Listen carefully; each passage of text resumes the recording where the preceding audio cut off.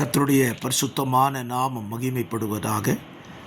ஆசீர்வாதமான ஒரு நல்ல காலை வேளையிலேயும் பாளையங்கோட்டை இந்திய தேவ சபையில் சார்பாக வழங்கும் காலை மன்னாவுக்கு உங்களை அன்புடன் வரவேற்றுக் கொள்கிறேன். இந்த செய்தியை நீங்கள் தினந்தோறும் கேட்பதற்காக உங்களுக்கு நன்றி சொல்லுகிறேன். இது உங்களுக்கு பிரயோஜனமாக இருக்கட்டும். இன்றைக்கான தியான பகுதி நியாயாதிபதிகளின் புஸ்தகம் 1ஆம் அதிகாரம் 36 வசனங்களை உள்ளடக்கின இந்த அதிகாரம் வேத புத்தகத்தில் ஒரு புதிய அத்தியாயத்தை நமக்கு இங்கே காண்பிக்கப் போகிறது. காரணம், யாத்திராகம் முதல் யோசுவா வரைக்கும் தலைவர்களை கொண்டு ஆளப்பட்ட இஸ்ரவேல் ஜனம் முதல் தடவையாக தலைவர்கள் இல்லாத ஒரு பிரயாணத்தை இந்த அதிகாரம் நமக்கு காண்பிக்கப் போகிறது. நிரந்தரமான தலைவர் இல்லாமல் தேவன் அவ்வப்போது நியாயாதிபதிகளை எழும்ப பண்ணி இஸ்ரவேல் ஜனங்களை நடத்தினதான ஒரு பகுதிக்குள்ளே நாம் கடந்து போகிறோம்.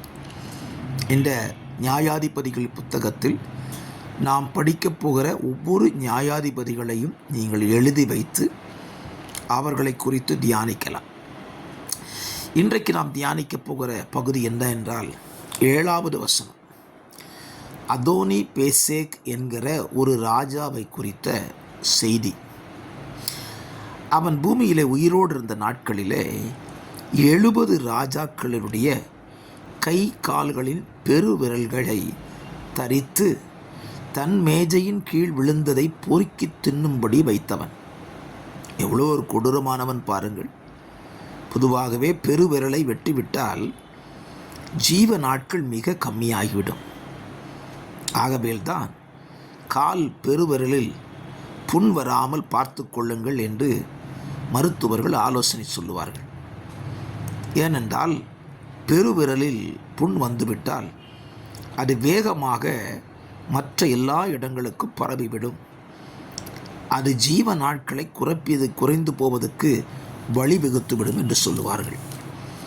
இந்த அதோனி பேசேக்கு அப்படி என்ன எண்ணம் தோண்டிட்டு என்று தெரியலை. 70 ராஜாக்களுடைய கை கால்களுடைய பெருவிரலை வெட்டிவிட்டான். அவன் நினைத்தான் தான் செய்தது சரி என்று நினைத்திருந்தான். ஆனால் இந்த அதிகாரத்தில் அவன் சொன்ன ஒரு வார்த்தையை நான் உங்களுக்கு சொல்லுகிறேன். நான் எப்படி செய்தேனோ அப்படியே தேவன் எனக்கும் செய்து சரி கட்டினார் என்றார். வார்த்தை என்னுடையதல்ல, அதோனி பேசேக்கினுடைய வார்த்தை. நான் எப்படி செய்தேனோ அப்படியே தேவன் எனக்கும் செய்து சரி கட்டினார். வார்த்தையை கேட்கிற அருமையான கர்த்தருடைய பிள்ளைகளே, நீங்கள் இந்த பூமியில் செய்கிற ஒவ்வொரு காரியத்தையும் கவனியுங்கள்.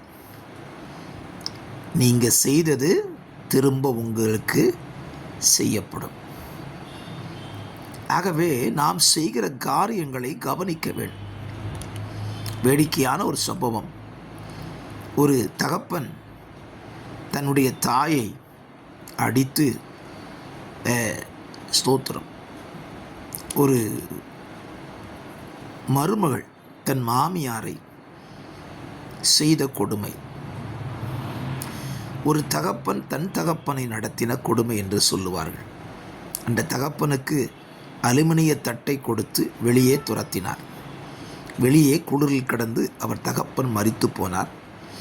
அடக்கம் செய்வதற்கு எல்லாம் செய்த பொழுது இந்த தகப்பனின் பிள்ளை ஓடி சென்று அலுமினிய தட்டை எடுத்து வைத்து கொண்டான். அவனுடைய தகப்பன் சொன்னார், இதை தூர போட்டு விடு என்று. அவன் சொன்னான், இல்லை, எனக்கு வேண்டும். எதற்காக? நீங்கள் வயதாகும் பொழுது உங்களுக்கு இந்த தட்டில் சோறு போடுவேன் என்று சொன்னானாம். நாம் என்ன செய்கிறோமோ அது நமக்கு செய்யப்படும். ஆகவே நாம் செய்வதை குறித்து மிக கவனத்தோடு இருப்போம். அதோனி பேசேக் செய்தபடியே அவனுக்கும் செய்யப்பட்டது. ஆகவே இந்த காலவெளியில் நீங்கள் செய்கிற ஒவ்வொரு கிரியைகளையும் யோசித்து நன்மையானதை செய்யுங்கள். கர்த்தர் உங்களை ஆசீர்வதிப்பார். பிதாவே, இந்த வார்த்தையின்படி இந்த நாட்களில் வாழ எங்களுக்கு கிருபை தாரும். இரட்சகராம் இயேசுவின் நாமத்தில் பிதாவே, ஆமேன்.